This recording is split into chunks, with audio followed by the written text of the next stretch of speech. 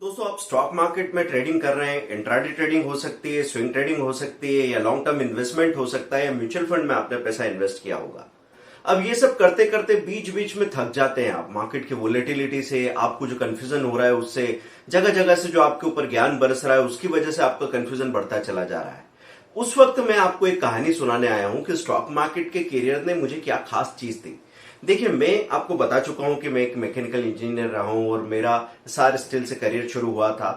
और मैंने 2 साल जॉब करने के बाद में रिटायरमेंट ले ली, मतलब मैंने रिजाइन कर दिया था। और मैं क्या करना चाहता था, कौन सा कीड़ा काट रहा था, उस वक्त स्टॉक मार्केट में नहीं जानता था। उस वक्त मैं इंडिया टूर करना चाहता था। इंडिया टूर करने के लिए मैं तरह तरह के कयास लगाता था। मेरे पास पैसा इनफ नहीं था, मेरे पास टाइम तो बहुत था।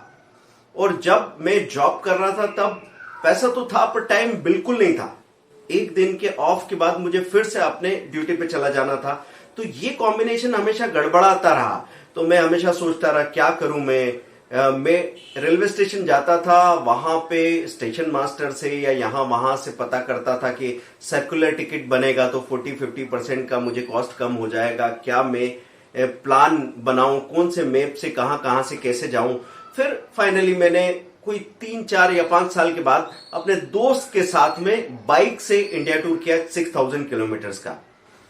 लेकिन उस वक्त मुझे बहुत ही कंप्रोमाइज करके, मतलब पैसा नहीं था मेरे पास उतना, पर मुझे उस तरीके से इंडिया टूर करना पड़ा। मजा तो उसमें भी बहुत आया। लेकिन अभी स्टॉक मार्केट के करियर की वजह से जब मैंने इसको शुरू कर लिया तो 2 साल पहले, कोविड के ठीक पहले, मैं अपनी पूरी फैमिली को लेके इंडिया टूर पे गया। वो 40 डेज का टूर था, 10,000 किलोमीटर्स का जर्नी मैंने किया। उसके पीछे सिर्फ प्रोफेशनल पर्पस नहीं था, पर्सनल पर्पस भी था।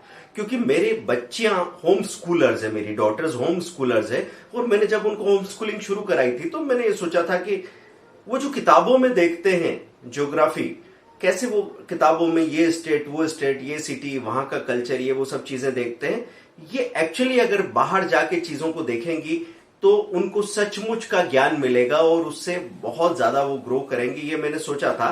लेकिन उस दौरान ये हुआ कि मेरे फादर को पैरालिसिस हो गया। 5-6 सालों के लिए मुझे वेट करना पड़ गया।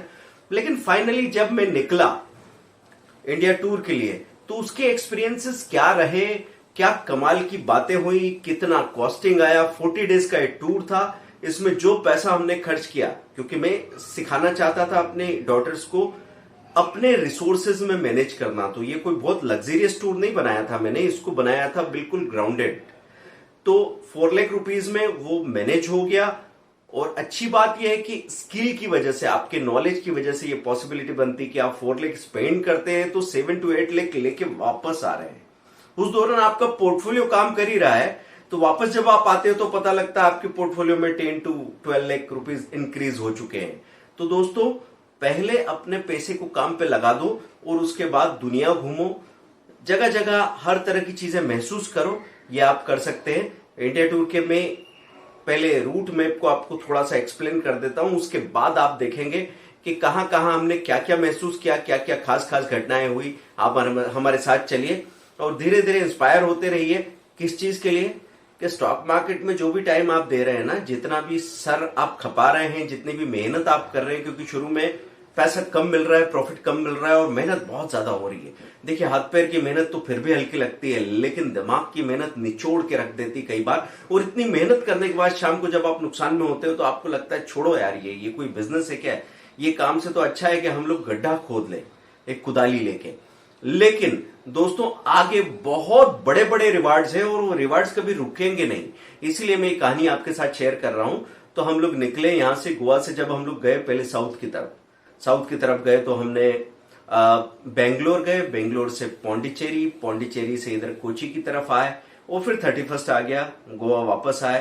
फिर अहमदाबाद, अहमदाबाद से जयपुर, जयपुर से दिल्ली, दिल्ली से बनारस, बनारस से कोलकाता, कोलकाता से विशाखापट्टनम, विशाखापट्टनम से भुवनेश्वर, भुवनेश्वर से आगे चल के हम आए तो पुणे, पुणे से मुंबई। ऐसे करके पूरा हमने ट्रिप कंप्लीट किया, एक पूरा सर्कल कंप्लीट किया।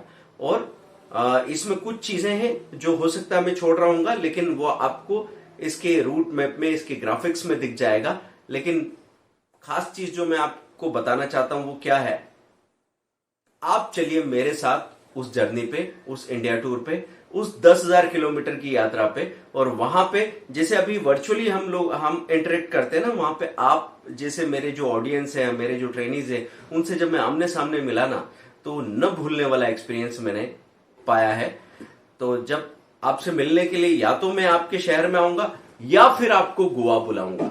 तैयारी करके रखिए। जो भी लोग इस चीज में इंटरेस्टेड है वो तत्काल कमेंट करके रखिए, हमको अपनी डिटेल भेज के रखिए, क्योंकि जो भी लोग अपनी डिटेल भेज के रखेंगे ना, कपल के साथ बुलाएंगे हम, फैमिली के साथ, क्योंकि यहां पे आप पैसा भी बनाओगे, यहां पे आप सबसे मेमोरेबल मोमेंट्स भी स्पेंड करोगे अपनी फैमिली के साथ। यहाँ पे आप हेल्थ का और साथ में वेल्थ का रास्ता किया। अगर आपने यहाँ पे समझो यहां आने के लिए 10,000, 15,000, 20,000 जो भी खर्च किया, तो उसके अगेंस्ट आप 1 लाख रुपीज कैसे बनाएंगे साल भर के अंदर, कम से कम उसका भी इंतजाम होगा।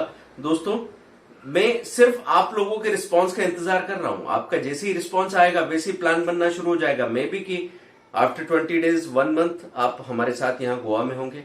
तो चलिए मेरे साथ इंडिया टूर पे। ये पहला पार्ट था।